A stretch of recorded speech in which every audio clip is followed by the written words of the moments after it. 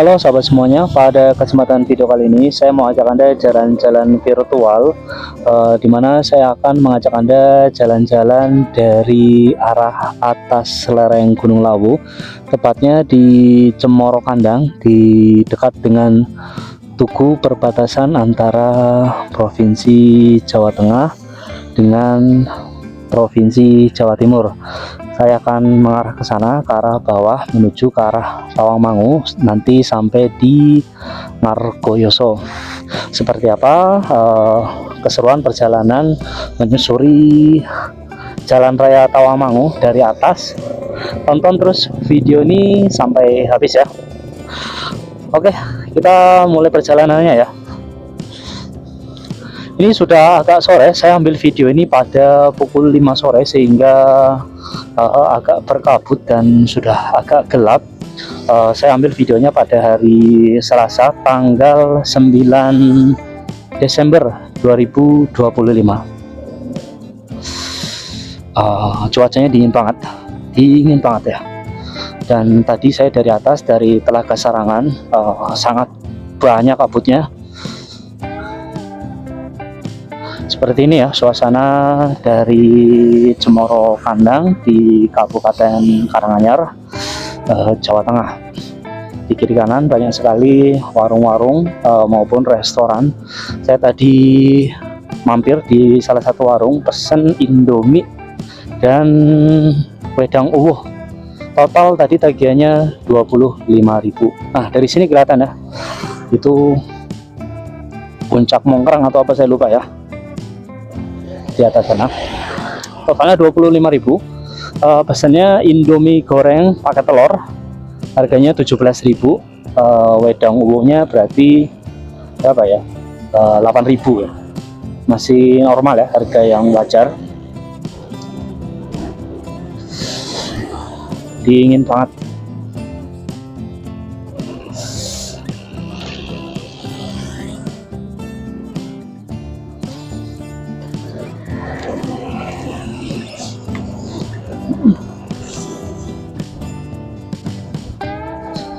Sebentar ya, saya berhenti sebentar di sini di dekat tulisan Cemoro Kandang karena dingin banget, sehingga saya harus pakai tas di bagian depan. Ini tasnya ya, saya taruh di dada, menutupi dada supaya tidak terlalu dingin. Oke, kita lanjutkan perjalanan menuju ke arah bawah sampai ke Margoyoso. Nggak sampai Margoyoso, tapi sampai SPBU Tawangmangu yang dekat dengan gerbang wisata Tawangmangu.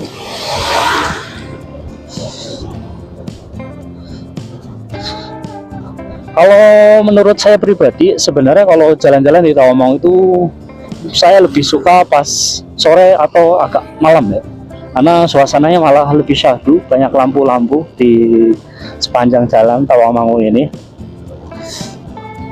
Dan saya nggak terlalu senang pergi ke Tawangmangu saat hari libur, ya baik hari Minggu atau hari libur nasional, karena sering terlalu ramai dan kadang macet ya. Meskipun jarang macet, tapi kadang macet. Ini ya suasana Tawangmangu jam 5 sore. Dingin banget habis hujan.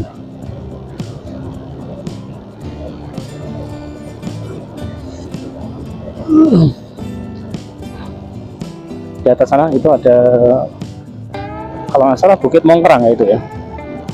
Silakan koreksi kalau saya salah.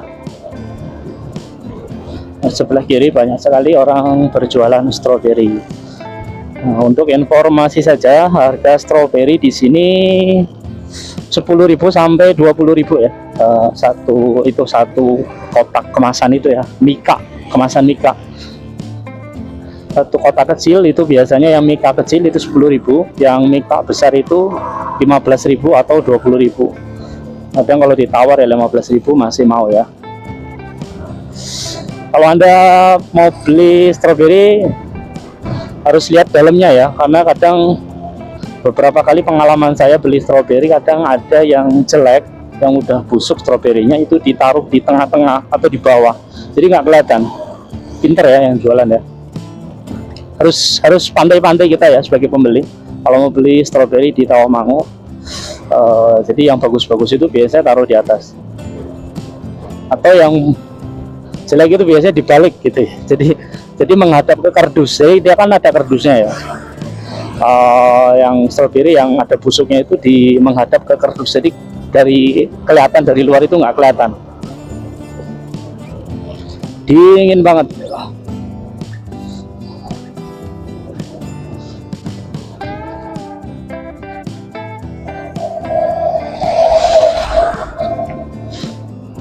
Sepanjang kiri kanan banyak warung, banyak restoran, villa-villa dan tempat-tempat wisata baru.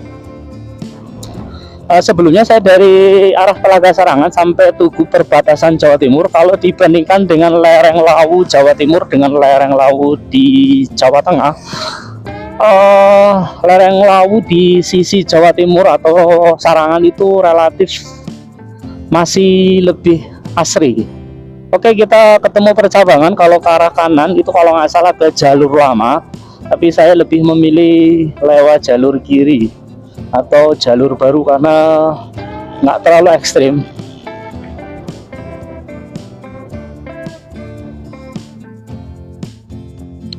Kita belok kiri menuju ke arah Solo.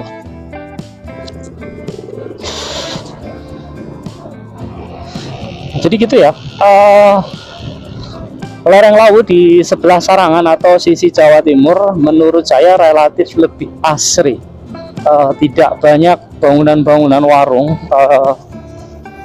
sehingga sepanjang jalan itu mata itu dimanjakan dengan pemandangan alami, alas-alas yang masih terjaga. Sementara kalau di sisi Tawamangu atau di Jawa Tengah, dari Tugu perbatasan sampai ke bawah, sampai ke Grojogan Sewu, masih ke bawah lagi, itu sudah banyak sekali warung-warung ya. Banyak warung-warung, restoran yang malah baru berdiri menurut saya. Karena saya dulu 4 tahun yang lalu, kayaknya nggak sebanyak saat ini.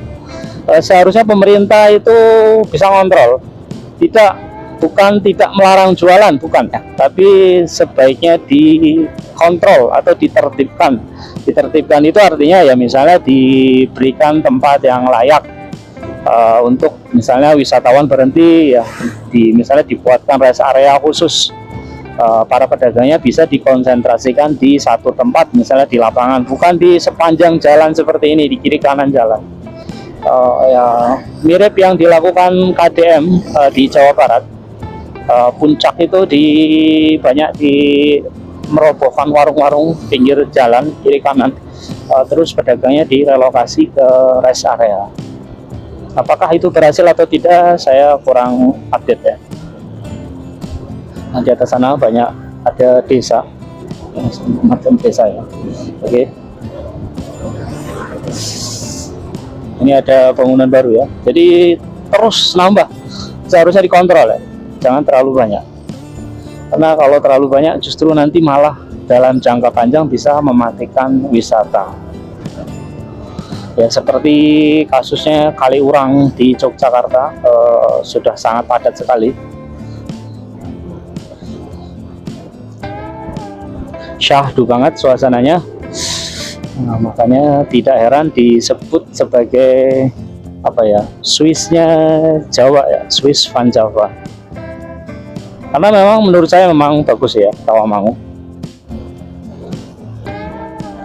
Wisata gunung yang kalau saya berkunjung ke banyak daerah lain di Indonesia, saya berani katakan Tawamangu ini adalah wisata gunung paling populer di Indonesia, paling berkembang lah ya.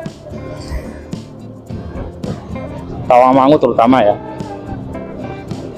karena di lereng Lawu sendiri di Kabupaten Karanganyar ada beberapa wilayah ya, Margoyoso, Kemuning ya, kemudian Tawamangu sendiri, kemudian ada Matesih.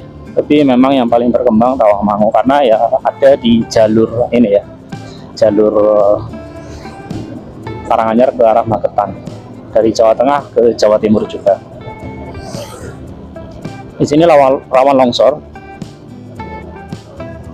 ada truk mau nyalip tapi kesulitan.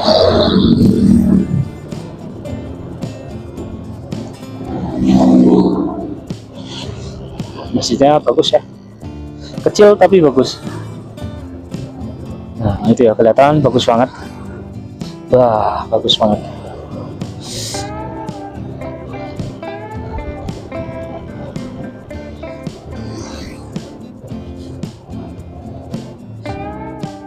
Kalau lebih tertata, wah malah lebih bagus lagi menurut saya.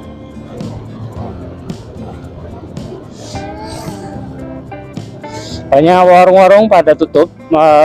Memang rata-rata banyak yang bukanya hanya Sabtu dan Minggu saja. Sepi ya, karena memang wisatawannya di sini sangat sepi kalau di luar Sabtu Minggu.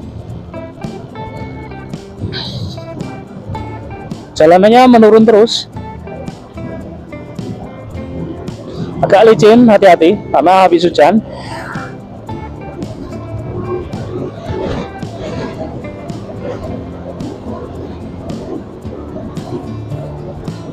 Enak kan suasana sore dibandingkan dengan kalau sahabat datang pas siang hari atau pagi hari. Menurut saya sore itu justru paling enak jalan-jalan di Tawangmangu sampai maghrib. Wah itu udah enak ya, banyak warung-warung pinggir kiri kanan jalan itu, wah mampir salah satunya enak ya. Tawangmangu ini wisata yang sudah sangat lama, dari tahun 70-an ya sudah ada. Paling ramai zaman dulu ya Grojogan Sewu ya. Sekarang Grojogan Sewu malah sepi. Nah, kabarnya karena tiketnya mahal ya. Buat yang penasaran dengan wisata Grojogan Sewu bisa cek di video saya sebelumnya, sudah pernah saya review.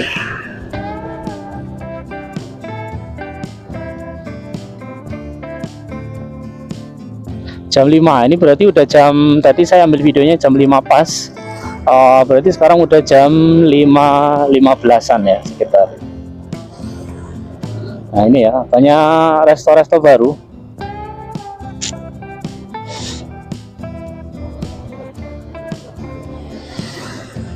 Kalau warung-warung ya silakan ya, kalau mau lebih suka ke warung-warung daripada resto-resto ya monggo. Di Tawangmangu sepengetahuan saya jarang ada yang getok harga, itu jarang. Saya jarang dengar ya, di Tawangmangu itu jarang.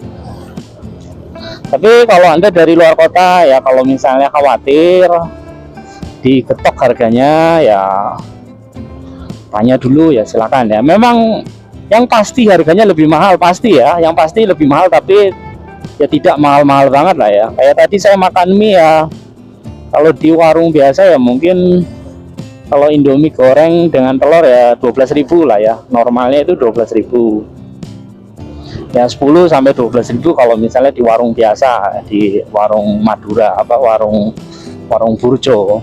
Cuma kalau di sini ya karena tempat wisata ya harganya 17.000. Wedang uwo tadi 8.000 ya, masih normal lah ya harganya. Kalau wedang uwonya malah menurut saya murah untuk lokasi di Tawangmangu, masih murah. Berkabut seperti ini syahdu banget. Gimana nggak kangen ya dengan Tawangmangu? Suasananya memang selalu bikin ya pengen balik ya. Orang Jogja aja kalau wisata banyak yang ke Tawangmangu ya. Jogja itu banyak sekali wisata, tempat-tempat wisata dari ujung ke ujung, dari Merapi sampai pantai selatan, dari Kulon Progo sampai Gunung Kidul. Tapi nyatanya banyak juga yang berwisata ke sini ya. Mungkin bosan ya orang Jogja. Ini gini kan, syahdu banget ya, lampu-lampu kerlap-kelipnya. Itu ada kayaknya semacam villa itu yang putih-putih, penginapan, tapi banyak banget. Berapa harganya saya nggak tahu ya. Itu karena saya nggak tahu namanya. Tawangmangu untuk villa harganya sekarang 2025 ya, akhir 2025 kalau dari pengalaman saya, karena saya beberapa kali juga pernah booking villa ya, harganya 500 ribuan sampai jutaan ya, 2 juta 3 juta tergantung kapasitas. Nah itu ya banyak banget. berjejer seperti itu. Tergantung kapasitasnya. Kalau mau penginapan guest house ya untuk 1-2 orang ya kisarannya 100 sampai 300.000. Kalau ini agak mewah 300 ya 350-an. Itu ini ya harga ini ya harga di luar weekend ya. Kalau weekday ya murah, biasanya selisih 100 ya, lebih murah.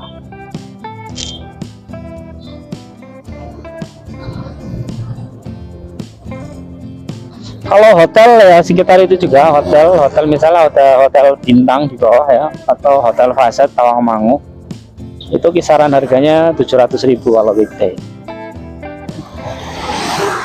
Tapi kalau mau pesan lewat aplikasi biasanya dapat lebih murah ya.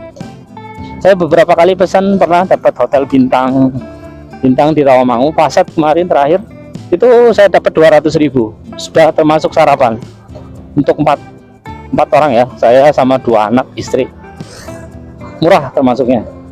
Tapi kalau lewat pesan langsung justru mahal, kenanya 800. Ini udah mulai masuk ke kecamatan kotanya Tawangmangu. Di sini yang kayak pusat keramaiannya ya, hotel-hotelnya juga di sini banyak.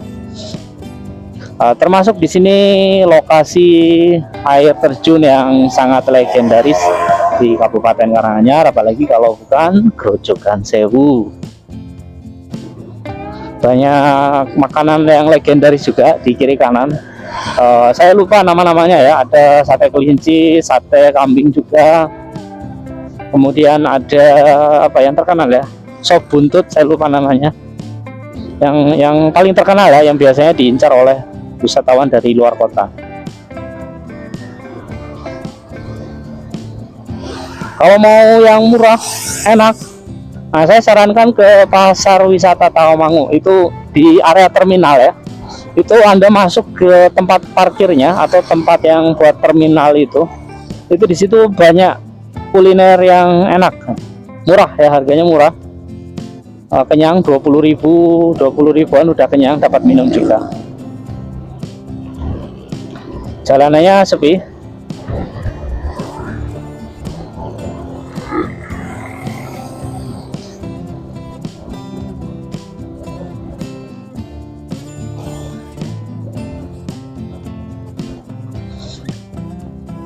Ini ada punya Kemenkes dan BRIN sebelah kiri, kantor BRIN. Nah itu hotel Faset yang pernah saya nginap itu. Nah itu dulu dapat 200.000, murah ya. Hotel rate-nya 800 kalau lewat aplikasi pas beruntung, tapi kadang ya nggak beruntung ya dapatnya 600. Saya sekarang pesan kadang lewat ini ya, aplikasi pihak ketiga. Ini Taman Balai Kambang sebelah kanan, tapi sepi sekarang. Dulu sempat viral, ramai banget. Wisata keluarga, cocok buat anak-anak terutama ya. Tapi sekarang sepi. Saya kurang tahu kenapa penyebabnya. Sepi banget sekarang. Bahkan Sabtu Minggu pun saya datang, kalau saya amati dari luar, jarang ada yang masuk. Kadang saya kasihan juga ya sama pengelolanya, mau dipertahankan. Tapi ya kondisinya sepi. Tapi kalau ditutup ya sayang juga. Atau wisata sekarang ya, yang dulu ramai sekarang agak sepi juga, itu ini ya, yang ada wahana-wahana di Bukit Sekipan. Itu dulu ramai banget, sekarang masih ramai kalau nggak salah, cuman jauh turun dibandingkan dengan beberapa tahun yang lalu, terutama sejak COVID. Grojogan Sewu, wah lebih parah lagi. Ini di kanan, sebelah kanan ya, ini pintu masuk Grojogan Sewu, ada beberapa jalan menuju ke sana. Ini yang buat bus kalau nggak salah yang sebelah sini. Nah ini ya, ini Grojogan Sewu. Ini nanti masuk masih agak jauh lagi. Jadi kalau ini salah satu ya katanya yang bikin Grojogan Sewu sepi ya. Jadi jalan dari parkir lumayan panjang, lumayan jauh. Kadang kalau males bisa naik kuda, tapi kan pasti bayar mahal ya. Sebenarnya bisa parkir sampai ke dekat loket itu bisa, tapi terbatas. Tapi sekarang gampang ya parkirnya karena sepi sekarang. Oke, turun terus menuju ke arah barat, menuju ke arah kota Solo.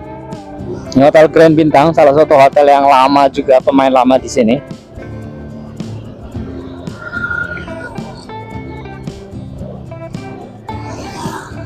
Jalanannya di sini curam. Yang di sini ya, ini manjang ke bawah sampai bawah. Tapi ini sebenarnya masih nggak ada apa-apanya dibandingkan jalan-jalan yang menuju ke beberapa destinasi ya. Misalnya ke Candi Ceto, wah ngeri banget itu jalannya. Candi Ceto, Candi Sukuh pun ngeri sekarang ya. Candi Sukuh itu ada wisata baru di sebelahnya, namanya Tengger Park atau Tengger Park atau apa sebutannya. Nah ini pusat kuliner kiri kanan, banyak banget wisata-wisata kuliner yang terkenal. Sebelah kiri kanan saya nggak bisa sebutkan satu persatu, tapi di sini ramai terus ya, apalagi Sabtu Minggu, wah ramai banget. Banyak orang parkir, kadang macet sini karena ya orang beli makan. Di depan ada apa itu, jembatan penyeberangan. Nah, ini jembatan penyeberangan pasar wisata Tawangmangu. Nah ini tempat parkirnya yang tadi saya sebutkan ya, ini pasarnya ini. Pasar wisata Tawangmangu ini pusatnya tanaman ya, sayur-sayuran juga, dan oleh-oleh buat yang wisatawan. Semacam pasar induk juga sebenarnya, karena di sini kan banyak sentra sayur ya, desa-desa petani-petani sayur itu jualnya ke pasar situ, ke bakulnya itu nanti ngumpul situ. Nah, nanti disebar lagi, dijual lagi ke daerah lain di Solo Raya ya, misalnya Sragen, Kota Solo ya, Sukoharjo, dijual lagi di sana. Makanya kalau beli di situ partai besar, beli sayur ya maksudnya, wortel, kol ya, itu murah banget. Nah tukang sayur itu yang pakai sepeda motor itu juga dari sini rata-rata sekarang. Ini lurus sana ya, kita belok kanan. Itu kalau kita lurus tadi itu menuju ke Matesi, sekaligus ke arah ini apa ya, makam Presiden kedua Republik Indonesia Pak Harto, Astana Giri Bangun dan Astana Mangadeg. Astana Mangadeg itu makamnya ya, bukan makam raja-raja ya, makamnya Adipati Mangkunegara. Makamnya berada di atas bukit pucuk ya. Ini ya kebiasaan orang bangsawan Jawa ya, kalau dimakamkan itu mintanya di puncak-puncak bukit ya. Sama makam Raja-Raja Mataram juga di atas bukit ya, di Bukit Imogiri. Seperti ini syahdu banget suasana sore, berkabut sedikit, sepi. Nah ini menambah suasana syahdu banget. Ini rawan kecelakaan sebelah sini ya, makanya tadi dipasang bumper buat ini peredam apa ya, peredam tabrakan. Dari sini sampai sana ke atas tadi itu rawan kecelakaan karena meliuk-liuk ya, jalannya meliuk-liuk dan naik turun. Ini kan ya meliuk kan, kelihatan dari kamera, meliuk-liuk dan ekstrim tajam. Ini kalau nggak salah malah terkenal ini si tinjau lawiknya Tawangmangu. Jadi si tinjau lawiknya di sini ada ya, versi lokal dengan jalan yang juga tidak kalah ekstrim. Kalau nggak salah namanya Kelok 8. Banyak ya video-video di drone Kelok 8 kalau dari atas. Saya nggak bisa terbangkan drone meskipun saya bawa drone di sini karena cuacanya sudah agak gelap dan mendung. Khawatirnya drone-nya rusak kena air hujan. Jadi saya lewatkan mengambil video di Kelok 8 ini. Nah masih ngelok-ngelok ya, totalnya ada 8, makanya disebut dengan Kelok 8.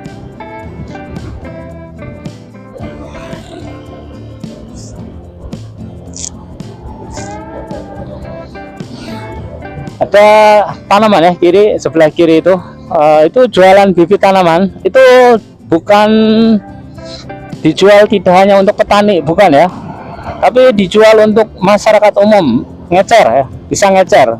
Itu satu polybag ya, sebetulnya polybag ya kalau plastik. Nah sebelah kiri itu ke Taman Atsiri, apa ya, rumah Atsiri ya, bukan Taman Atsiri. Polybag ya harganya 2000-an kalau nggak salah, 2000 3000 tergantung jenisnya dan usianya. Ada yang 1000 malah, kalau yang cabe yang masih kecil itu 1000, 1500, 1000, 2000. Nah itu tadi sebelah kiri ke Taman Atsiri, itu kanan itu menuju ke arah Candi Suko ya. Itu sebelah kanan itu ada jalan segitiga belokan ke arah kiri ya. Nah gitu ya, itu menuju ke arah Candi Suko. Jalanannya ekstrim. Saran saya kalau bawa mobil harus dalam kondisi yang sangat prima, motor juga ya, karena sangat ekstrim. Jadi yang turunan tajam itu masih nggak ada apa-apanya dibandingkan kalau naik ke Candi Suko. Tapi Candi Suko itu masih nggak ada apa-apanya lagi dibandingkan dengan Candi Ceto. Nah ini gerbang Taman Wisata Tawangmangu, artinya kita sudah mau keluar dari Kecamatan Tawangmangu menuju masuk ke Kecamatan Ngargoyoso. Di sini sebelah kanan ada SPBU. Oh ya, dari kalau Anda bensinnya habis, Anda mau menuju ke arah timur sampai ke Sarangan, sebaiknya isi bensin sini ya. Karena sampai ke atas sana, sampai ke Jawa Timur, sampai ke Sarangan ke bawah itu tidak ada SPBU lagi. Ada ya, tapi Pertamini ya, bukan SPBU ya. Kalau motor ya nggak masalah ya, isi 1 liter 2 liter. Nah, kalau mobil kan makanya sebaiknya isi di sini kalau Anda bensinnya udah menipis. Turun lagi, saya nanti finishnya di Ngargoyoso.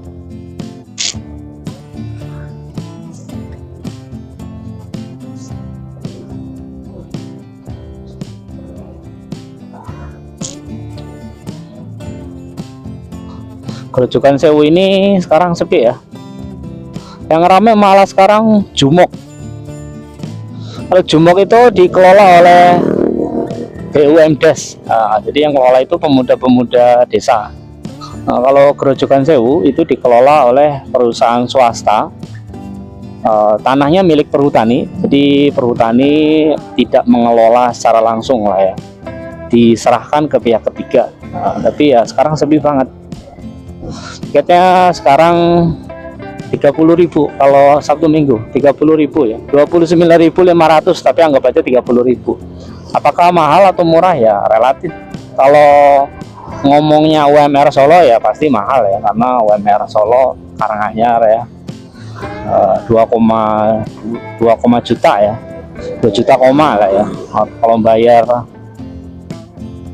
tiket masuk Grojogan Sewu 29.500 ya, mungkin kecil kalau satu orang, tapi kalau bawa keluarga, bawa 2 anak, totalnya sama istri 4 orang kan 30.000 kali 4 udah 120.000 kan, lumayan mahal, kerasa ya.